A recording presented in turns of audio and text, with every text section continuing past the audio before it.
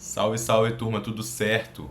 Gabriel aqui, vou estar gravando, tá? Agora uma revisão aí completa, completaça sobre Brasil Colônia 2, tá? Eu vou começar aqui fazendo uns flashcards e aí depois eu já vou direto para as questões. Eu fiquei aí, eu tinha até apagado uns vídeos, mas basicamente é porque eu tava com medo aí de dar algum BO com a plataforma, mandei mensagem lá, eles me autorizaram a fazer aqui mostrando as questões, fechou? Então agora sim, não, agora eu vou comer essa plataforma aqui, bicho. Vambora. 92 flashcards, pouca coisa, né? Quem era o senhor de engenho? Não tá aparecendo, vixe, calma aí, turma. Aí, ó. Quem era o senhor de engenho? Basicamente, o senhor de engenho ele era o cara que ele mandava na sociedade do Brasil colonial. O Brasil colonial é justamente aquele período do Brasil, principalmente o Brasil colonial 2, é o período ali onde a gente tem um ciclo do açúcar, né?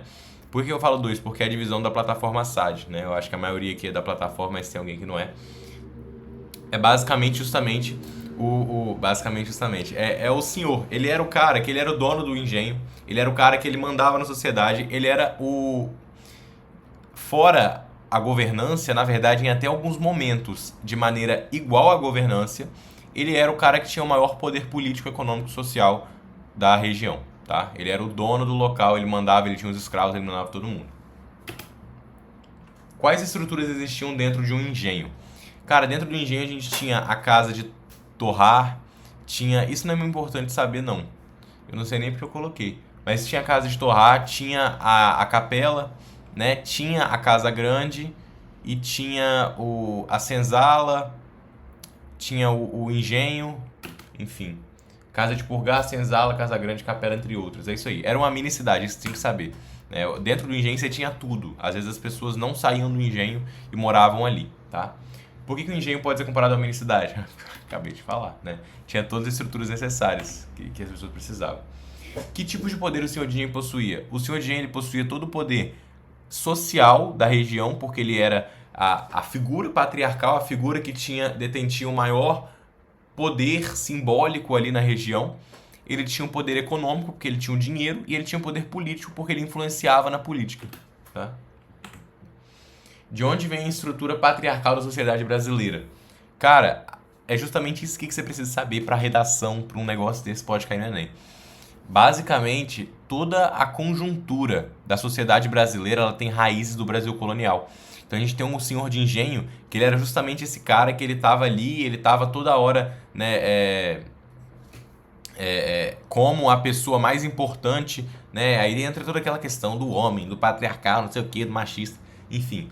Então é disso aí que a gente tem que saber. A sociedade era baseada no engenho e, consequentemente, baseada no senhor de engenho. E é daí que vem a sociedade, a base patriarcal da sociedade, tá? Era justamente igual a um rei. É bom esses negócios que ele vai complementando o que eu vou falando, né? Quais estruturas existiam dentro do engenho? Eu já falei, é porque eu tô marcando como se eu tivesse errado aqui, eu nem vi. Calma aí, então vai repetir algumas. Calma aí. Qual era a principal fragilidade do poder do senhor de engenho? Assim, o senhor de engenho, ele era muito dependente de commodity, assim como o Brasil é hoje ainda, tá? O Brasil ele é extremamente dependente de commodity, ou seja, ele depende do preço da matéria-prima. E isso varia muito. Então, desde o período colonial também é outra herança que a gente tem. O Brasil ele é dependente de commodity. O Brasil ele é um país exportador, é escravo do mundo, basicamente, tá? Aqui eu tenho que marcar, tenho que clicar no 4, tava clicando no 1. Eu coloquei como se eu tivesse errado todos, ele vai repetir. Por que o engenho pode ser? Já foi também. Então aqui, ó. Qual foi a consequência dessa dependência do preço do açúcar para o senhor de engenho? Cara, ele ficou dependente, né? Tanto que quando teve a questão da crise do ciclo de açúcar, pelo açúcar ele ter diminuído o preço por causa da concorrência, ele foi afetado. Quando a gente tinha as oscilações de preço, ele era afetado, né? Basicamente é isso. A estrutura patriarcal já foi. O papel da coroa portuguesa nos negócios, cara, era basicamente mediar, tá? E pegar o imposto. Porque o Brasil colônia, ele podia negociar para fora, porém podia negociar com Portugal e com a Holanda. A Holanda era exceção, tá? Mas basicamente a coroa ela ficava olhando e pegando imposto. E era sócio universal, isso aí. Justamente por causa do pacto colonial, pelos negócios não poderem fazer nada com ninguém, só com ela podia, ela era sócia de tudo, né? Já foi também. Eu vou ir mais rápido porque tem 85 negócios ainda. O que determinava o pacto colonial em relação aos negócios da colônia? Justamente que a colônia só pode fazer negócio com a metrópole, não pode fazer negócio com mais ninguém, não pode ter nenhuma manufatura, não pode ter nada do tipo, não pode ter atividade industrial na colônia. Como os escravos africanos eles eram tratados no sistema colonial açucareiro? Cara, os escravos africanos eles eram tratados como uma mercadoria, tá? Então eles não eram tratados como seres humanos, eles eram uma mercadoria e essa mercadoria muitas vezes inclusive era mais barato você trocar do que você cuidar, tá? Então por isso que tinha tantas condições desumanas. Os bandeirantes eles eram basicamente paulistas que fizeram um movimento de entrar no Brasil. Mas por que eles entraram no Brasil? Eles eram financiados ali pelo governo, pela colônia geralmente, né? Então eles tinham uma parceria com a colônia e eles entraram ali dentro do Brasil, partindo principalmente de São Paulo. E é isso, eles têm toda a polêmica que eles tinham escravos, né? Eles, enfim, escravizaram indígenas, tem toda essa polêmica. Calma aí, a Siri tá louca. Qual a relação da Holanda com o comércio de açúcar? Então, a Holanda, ela foi o principal financiador do comércio de açúcar, porque a Holanda ela tinha muito dinheiro, cara. A Holanda, ela sempre foi um país que foi extremamente capitalista e estratégico. Então, ela tinha muito dinheiro e muito banco. Por isso que a maioria dos senhores de engenho pegava empréstimo com a Holanda. Inclusive, isso mais à frente vai acarretar em vários problemas aí financeiros, tá? E também refinava o açúcar. O açúcar ia para Portugal e de Portugal ia para Holanda para ele ser refinado. A única coisa que tinha no Brasil era o processo de quê? Era o processo de retiragem. Então você pegava a cana, você moía a cana e mandava para a Europa. Semelhanças com hoje, né? A gente não tem atividade industrial no Brasil praticamente. Como era dividida a cadeia produtiva do açúcar entre Brasil e Holanda? Como eu falei, o Brasil ele extraía, né, fazia a primeira modificação muito básica, a Holanda ela fazia a parte industrial que dava lucro mesmo. Cara, a Holanda, como eu falei, era uma potência capitalista, né? Enquanto Portugal e Espanha eram potências marítimas, a Holanda era uma potência capitalista. Holandeses e espanhóis, eles tinham a rixa, eu não vou saber o motivo não, mano. Eu sei que tinha rixa. Tanto que depois, quando a gente teve a União Ibérica, teve problema. Mas... holandeses e espanhóis. Cara, alguma guerra aí, porque a Espanha sempre teve metido em guerra, né? Aí, ó, a Holanda era dominada pela Espanha, né? Como eu falei. Qual foi a primeira fase da relação entre Brasil e Holanda no ciclo do açúcar e até quando durou? Cara, o Brasil e Holanda, eles foram amigos, né, parceiros comerciais. Então, o Brasil ele extraía, mandava para Holanda e a Holanda refinava, tá? Até quando durou, eu não faço ideia de data. Não lembro, porque tem tempo que eu fiz flashcards aqui, muito tempo. Foi até 1580, isso aí. Justamente, o Brasil ele extraía, a Holanda refinava. De novo eu tô marcando como errado. Não, deixa eu mostrar aqui, bicho. Olha aqui. Tá vendo aqui, ó, 5 errados aqui. Eu não posso fazer isso não, tô marcando como errado, o negócio vai repetir. Tem que ficar de olho pra não repetir, pra não falar o mesmo duas vezes, né? O que causou a ruptura da fase de parceria entre Brasil e Holanda? Então, essa ruptura ela foi causada devido à União Ibérica. Eu não vou adentrar porque mais à frente vai ter flashcard falando sobre isso, mas basicamente teve a União Ibérica e a Espanha tomou conta de Portugal, a Espanha era brigada com a Holanda e a Holanda saiu do Brasil, tá? Não é que saiu, foi expulsa, né? O que a Holanda fez após a ruptura da parceria com Portugal, já que não podia mais comprar açúcar? A Holanda invadiu, né? Ela invadiu Pernambuco. Ficou 20 e poucos anos em Pernambuco. É isso aí. E aí criou essa empresa, a Companhia das Índias Ocidentais. Foi a primeira mega empresa ocidental. Tá? E ela tinha justamente como principal objetivo o quê? Tomar Pernambuco, mano. Invadir o Brasil. Ela queria invadir o Brasil. Só que Pernambuco, que era o principal polo econômico, foi invadir Pernambuco. De novo, marquei como errado. Como funcionava a fase de parceria? Já foi isso aqui. Qual foi a primeira fase de relação? Já foi. O que foi a Companhia das Índias Ocidentais? Foi a primeira mega empresa ocidental que tinha como principal objetivo regular o comércio de açúcar no Ocidente e, consequentemente, tomar posse do Brasil. Tá? A primeira cidade invadida, na verdade, não foi Holanda, não foi Pernambuco. Pernambuco foi o que mais durou. Só que eles tentaram invadir... Foi aonde, cara? Maranhão? Acho que foi Maranhão. Não, Salvador, isso aí. Maranhão foi a França, se eu não me engano. Foi Salvador. É isso aí, eles ficaram um ano e foram expulsos, depois foram para Pernambuco. Essa aqui eu vou marcar como errado, que depois eu repito. Qual região os holandeses invadiram depois de Salvador e quanto tempo permaneceram? Invadiram Pernambuco e ficaram 20 e poucos anos, 24 eu acho. 24 anos, sim. Então, o período que a Holanda teve no comando da parte do território brasileiro é chamada de... tá na ponta da língua. É Holanda... Pô, não vou saber, mano. Mas foi Maurício de Nassau. Holanda brasileira? Eu não lembro, um negócio assim. Brasil holandês, ó. Brasil holandês, isso aí, pô. Quem foi o governador? Foi justamente Maurício de Nassau, tá? É isso aí. O objetivo principal dele, cara, era basicamente fazer a questão do açúcar, né? Ele queria... ele era capitalista, obviamente, não era besta. Então ele queria fazer com que o açúcar desse mais lucro possível. Então, isso aqui é uma questão muito polêmica, né? Porque Maurício de Nassau, ele era considerado tolerante religiosamente, porque ele não proibia as outras religiões ali dentro do Brasil, né? Porém, tem um ponto. Isso não tem nada a ver com ele ser tolerante ou não. Ele só queria saber do dinheiro, ele queria saber do açúcar, né? Então, para ele, era vantajoso ter essa liberação, porque aí vinha muito mais gente para trabalhar, tá? Então não é questão, que ele é bonzinho, não. É simplesmente que ele queria o dinheiro, tá? Já foi senhor de engenho. Maurício de Nassau, ele foi um cara que modernizou muito Pernambuco. Ele fez a questão de arquitetura, de urbanismo. Inclusive, Pernambuco ele tem muitas partes que são justamente inspiradas, que vêm dessa época, que tem a infraestrutura urbana inspirada na Europa, né? Eu não faço ideia do ano que a União Ibérica terminou, mas se não adentrou, eu vou adentrar. Cara, basicamente eu não vou lembrar nomes, tá? Porque isso não é muito importante. Mas o rei lá da Holanda, de Portugal, acho que era Dom João alguma coisa. Esse cara morreu. E quando ele morreu, ele não tinha sucessor, né? Aí entrou um tio-avô dele, ou tio. E esse cara morreu logo depois, que já era muito velho. E aí ficou uma guerra muito lascada para ver quem ia tomar o poder. Porque ninguém tinha filho, não tinha sucessor digno, né?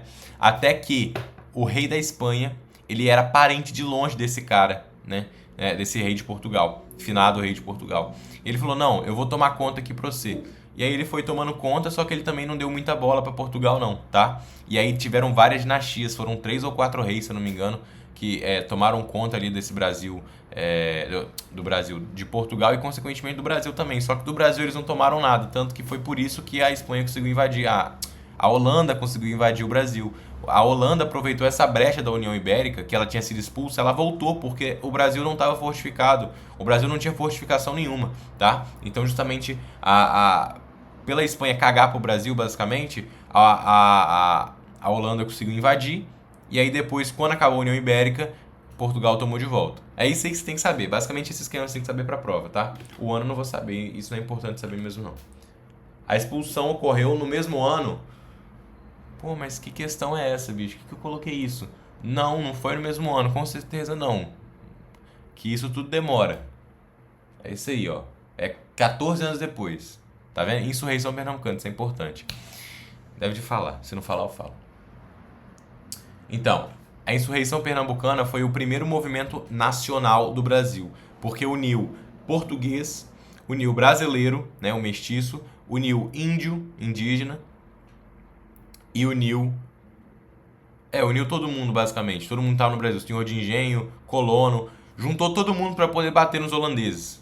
Resumindo, foi isso. Aí todo mundo encheu os holandeses de porrada e eles foram embora, em 1654. Isso você tem que saber. Só que quando eles foram embora, eles levaram todo o conhecimento que eles pegaram aqui sobre plantação de açúcar. Isso vai dar merda, tá? A terceira fase de relação entre Holanda e o açúcar brasileiro foi a fase de concorrência. Agora, nesse momento, a Holanda vai pegar o conhecimento, ela vai para o Caribe e ela vai plantar açúcar no Caribe. E no Caribe ela vai plantar um açúcar de melhor qualidade porque lá a terra é mais fértil. Ela vai plantar um açúcar mais barato porque é mais perto da Europa, então não gasta com transporte tanto igual gastava para o Brasil.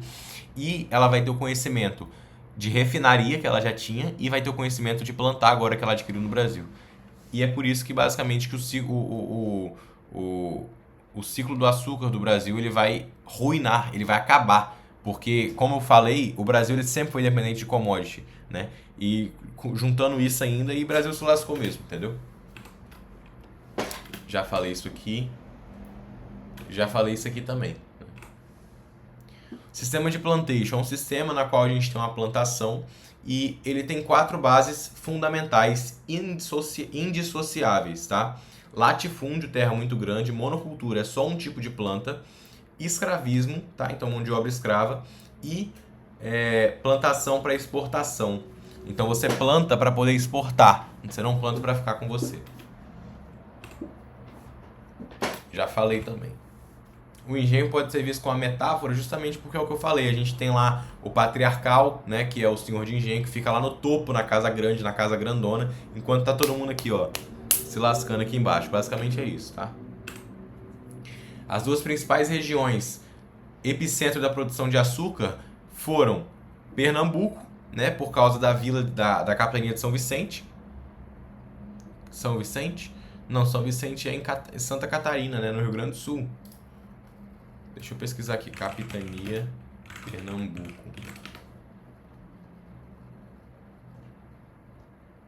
Não tem, mano. É capitania de Pernambuco mesmo, é isso mesmo. Então é capitania de Pernambuco mesmo o nome, tá? E além disso, Salvador, na região do Recôncavo Baiano, né? Ali naquela área ali onde a gente tem muita água na Bahia, né? Enfim, tem muita água ali, basicamente era um local muito fértil.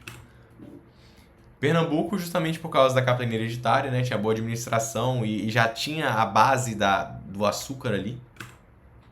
E a Bahia, por causa que era a capital, né? Era obviamente próximo de portos e de tudo que tem relação. E além disso também está no Recôncavo Baiano. A vantagem geográfica competitiva de Pernambuco e Bahia é que eles estavam numa região litorânea, né? Então, de frente para o Oceano Atlântico, é só pegar o barco e vazar. Recôncavo Baiano, como eu falei, é a área ali ao redor da Baía de Todos os Santos, que é onde você tem uma área muito fértil com muita água, na Bahia, né?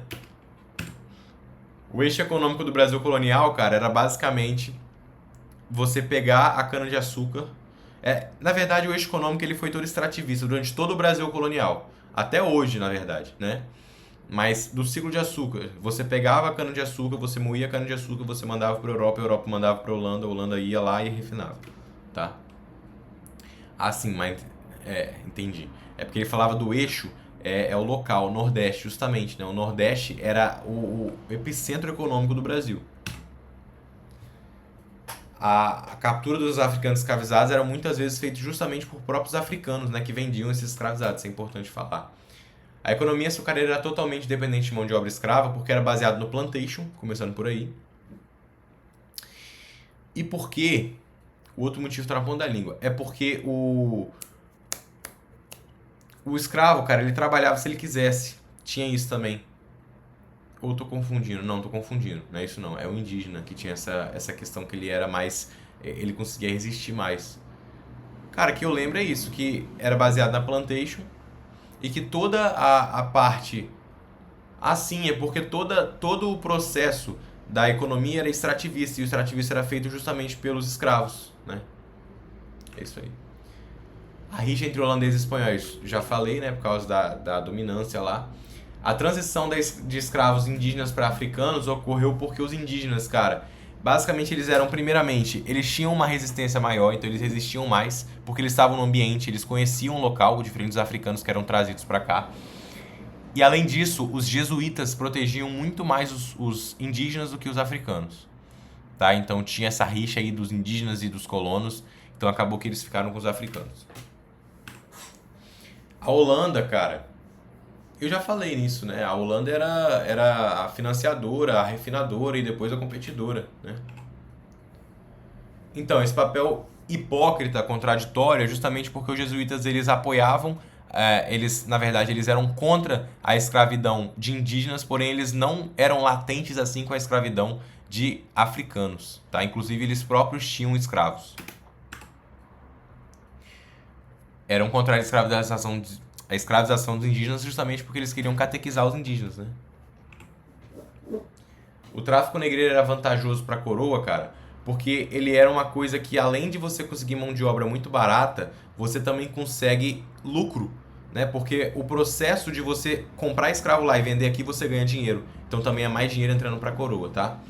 A Holanda, cara, depois da ruptura com a parceria com Portugal, justamente ela foi para as Antilhas, já falei isso, é porque já fui, né? A porcentagem aproximada de todo o tráfico negreiro, cara, não vou lembrar, mas eu sei que é mais de 50%. Não, é 40%, tá bom. Por que o volume de tráfico negreiro precisava ser tão grande? Porque a condição aqui era insalubre.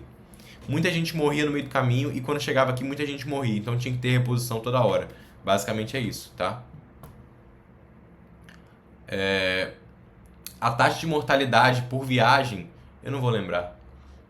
Deve ser, isso sim deve ser acima de 50%. Não, 20%. Rapaziada, eu tô ruim com o número hoje. A jornada de trabalho dos escravizados não tinha, né? 7/0. O que era mais vantajoso para os senhores. É justamente o que eu falei. Mais vantajoso para os senhores de engenhos eram comprar novos escravos do que manter os que já tinham, tá?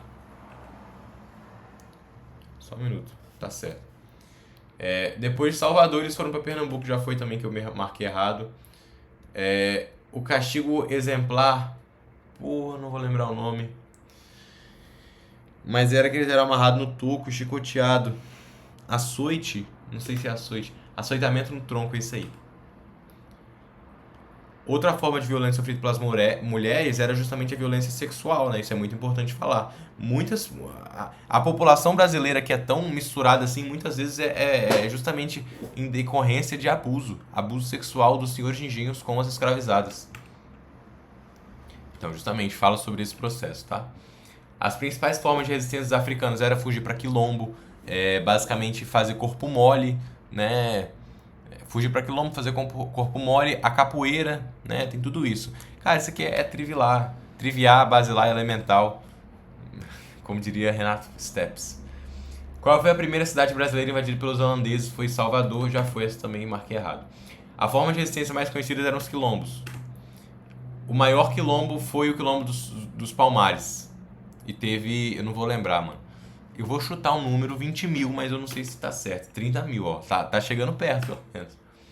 Aldeamento jesuítico, cara. Basicamente, jesuítas, quando eles pegavam indígenas pra catequizar, eles colocavam num lugar que eles chamavam de aldeia. Isso é aldeamento. E dentro dessa aldeia, eles tinham controle total da vida deles. Tinham controle do que eles faziam, da roupa que eles usavam, dos costumes, das músicas, enfim, tudo isso. É justamente controle total, religioso, disciplinar, de trabalho, né, incluindo vestimenta e todos os aspectos da vida. Em troca de aceitar o controle jesuítico, eles recebiam proteção e o mais importante, Jesus, né? Então, qual era a exigência para que os indígenas recebessem essa proteção? Eles tinham que largar todas as práticas passadas, né? Isso me lembra um livro, né? Bíblia. Por que havia tensão entre jesuítas e colonos? Porque os jesuítas eles eram contra a escravização, a escravidão dos indígenas. E os colonos queriam escravizar indígenas. Então eles tinham essa rixa aí. Guerra dos Aimorés. Guerra dos Aimorés. Agora pegou. Não vou lembrar. Lembrei. Era um povo indígena que lutava contra a coroa portuguesa. É isso mesmo.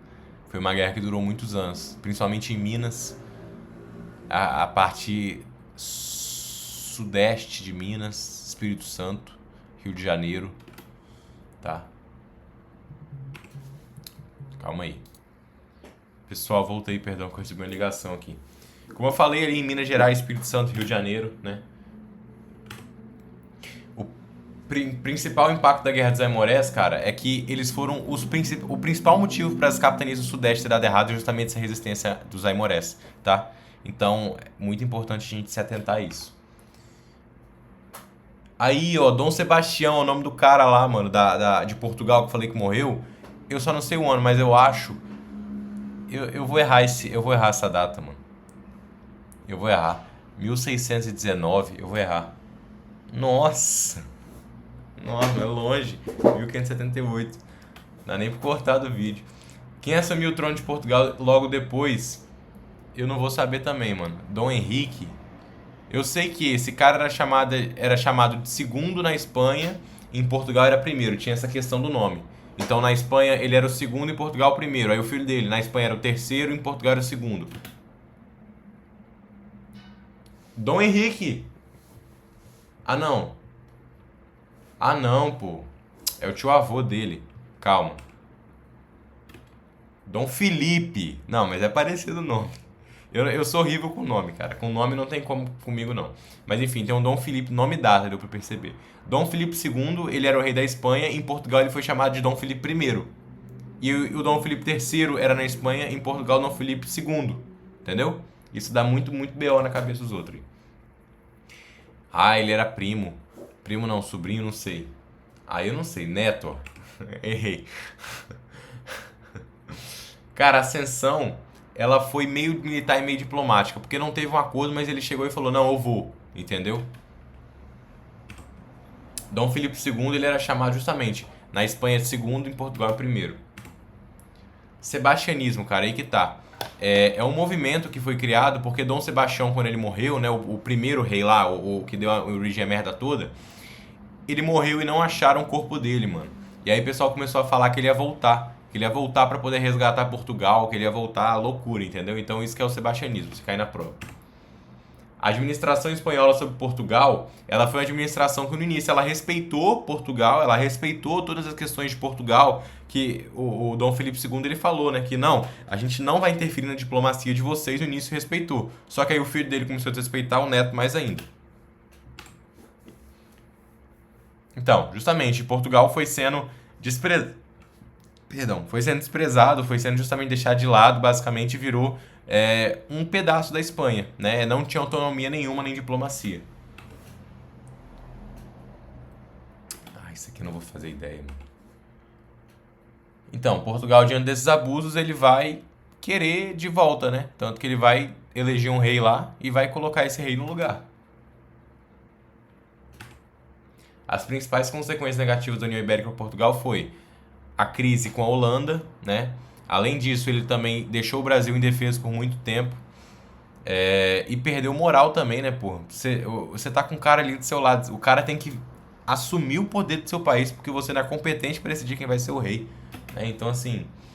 E também tem uma outra coisa importante. A Espanha, cara, é brigada com todo mundo. Então não é só com a Holanda, não. França, Inglaterra, um monte de gente também, tá? Então ela herdou isso tudo, basicamente, tá? Então, Portugal perdeu moral porque vai ser o cara que tá no lado dele ali, né? O país vizinho tem que tomar a administração. Então, o Tratado de Tordesilhas durante a União Ibérica ele foi basicamente desfeito, porque a Espanha estava cuidando de tudo. Então não tinha o que Portugal reclamar. Então, durante aquele período ele foi ignorado. É um dos principais argumentos para ter interiorização no Brasil. Então, justamente, os bandeirantes, eles usaram inclusive aquele princípio francês do uti podesses, eu acho que é o nome, que fala que quem está na terra tem direito. E aí durante esse período eles entraram no Brasil e ficaram ali. Então, as invasões francesas foram justamente porque estava frágil o Brasil e por causa do princípio francês do uti podesses lá, que quem usa a terra que tem direito à terra, basicamente. A França Antártica foi o período que a França, ela tomou o Rio de Janeiro, ela ficou 1 ano, se eu não me engano, ali no Rio de Janeiro. 12. Porra, mano, que vergonha, bicho, eu tô errando tudo de data. Nossa. A invasão estrangeira mais séria foi justamente a invasão holandesa a Pernambuco, né? Insurreição pernambucana já falei. Já falei também. Não, esquece isso aqui, não precisa saber não. O que a Holanda fez depois de deixar o Brasil e receber a compensação? Ela foi para o Caribe e virou competidor do Brasil. O Brasil, como eu tinha falado, ele foi muito dependente desde da criação dele, ele foi dependente de commodities até hoje, tá? Justamente por causa disso, ele tem uma economia que é muito volátil. A nossa economia, a economia brasileira, até hoje, ela depende quase que totalmente do mercado externo. Ela depende se alguém vai comprar nosso produto ou não. Isso é muito prejudicial. A gente tinha que ter uma indústria, a gente tinha que ter um plano de industrialização, coisa que Enéas queria fazer. Nada Enéas. Qual foi a sequência histórica dos principais ciclos econômicos do Brasil? Qual foi o primeiro? Ciclo do pau-brasil, ciclo da cana, ciclo do ouro e ciclo do café. E hoje é o agro.